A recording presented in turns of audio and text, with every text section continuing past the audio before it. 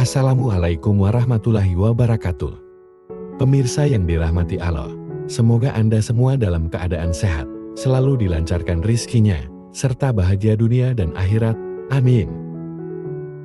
Pada umumnya, orang berpikir bahwa kemiskinan dan penderitaan hanya terkait dengan kekurangan harta materi.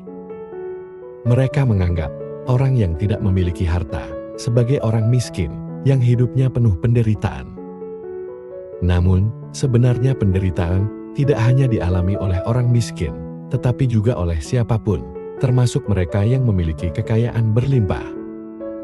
Banyak yang mengira bahwa orang kaya selalu bahagia, tetapi kenyataannya bisa jadi sebaliknya. Kekayaannya bisa membuat hatinya gelisah dan menderita setiap hari. Penderitaan adalah sebuah realitas yang melingkupi hati dan jiwa setiap orang, sebuah dimensi yang tidak selalu dapat dilihat dengan mata secara fisik. Karena penderitaan tidak bisa dilihat secara langsung, seringkali orang di sekitar tidak menyadari bahwa seseorang sedang berjuang dalam kesendirian. Masyarakat cenderung hanya melihat permukaan dan terperangkap dalam anggapan bahwa kekayaan dan harta benda merupakan jalan menuju kebahagiaan yang abadi. Namun, kenyataannya jauh lebih kompleks. Bahkan mereka yang dianggap mapan secara finansial, termasuk para pejabat tinggi, tidak luput dari gelombang kegelisahan dan kesedihan yang menghantui. Tekanan dari pekerjaan yang menuntut, kritik yang pedas, dan ejekan yang menyakitkan mampu menghantam mereka dengan keras. Sementara perjuangan batin mereka tidak selalu tersingkap kepada orang lain.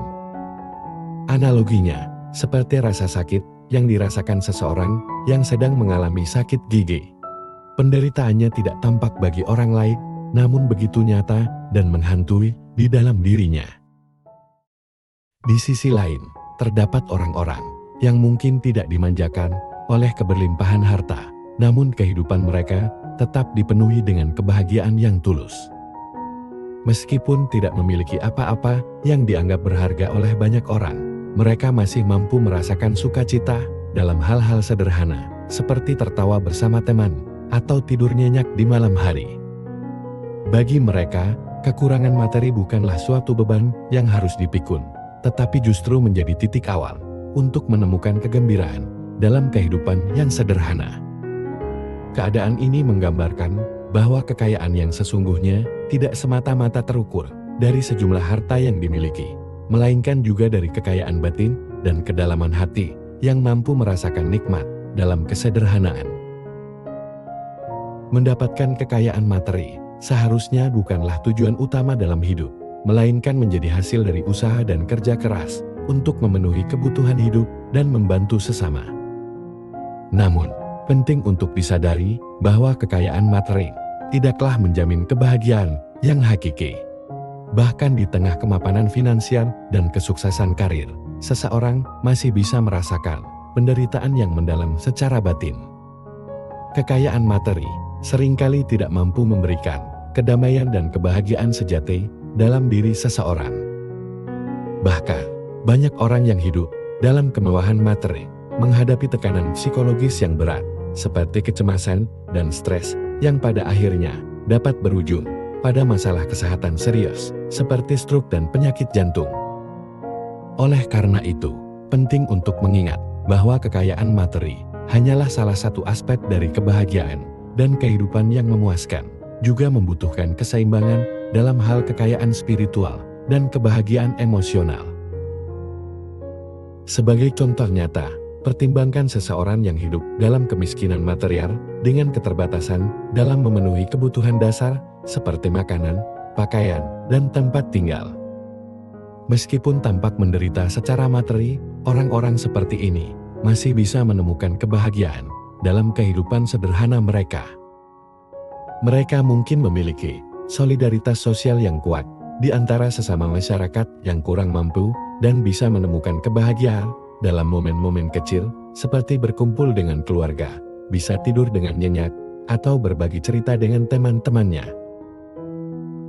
Di sisi lain, ada juga orang yang hidup dalam kemewahan materi, namun merasa hampa dan menderita secara batin. Mereka mungkin terjerat dalam siklus materialisme dan keserakahan, mencari kebahagiaan dalam kekayaan dan kemewahan, tanpa pernah merasa puas. Kehidupan mereka mungkin dipenuhi dengan stres, kesepian, dan kekosongan emosional, meskipun di sekitar mereka terdapat kemewahan materi. Dalam kedua contoh ini, terlihat bahwa kebahagiaan sejati tidak hanya ditentukan oleh kekayaan materi. Seseorang yang miskin secara materi bisa merasa kaya secara batin karena memiliki hubungan sosial yang kuat dan rasa syukur atas apa yang dimilikinya. Sementara seseorang yang kaya secara materi bisa merasa miskin secara batin karena kekurangan makna dan hubungan yang bermakna dalam hidup mereka.